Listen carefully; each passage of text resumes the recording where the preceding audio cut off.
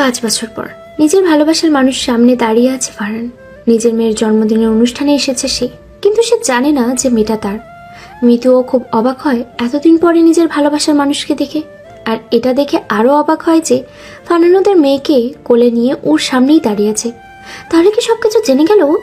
না, আর ভাবতে পারছে না। অপলক তাকিয়ে আছে দুজন দুজনের দিকে। কতক্ষণ এভাবেই ছিল ওদের জানা নেই, কিন্তু ওদের ঘোর কাটে মিমির কথায়। ফারহান মিমি ওদের মেয়ে। মাম্মা, তোমাকে আমার প্রিন্স আঙ্কেলের কথা বলছিলাম না? এই হলো আমার প্রিন্স আঙ্কেল, আর প্রিন্স আঙ্কেল এই হলো আমার মাম্মা। মিতু এখনো চুপ করে দাঁড়িয়ে আছে। ও কি করবে ভাবতে পারছে না। তবে ও এটা খুব ভালো করেই বুঝতে পেরেছে ফারহান এখানে সব জেনে নয়, না জেনে এসেছে। কারণ ও জানলে এখানে আসতো না। মিতুকে চুপ থাকতে দেখে ফারহান নিজেই আগে কথা বলল, কারণ ও চায় না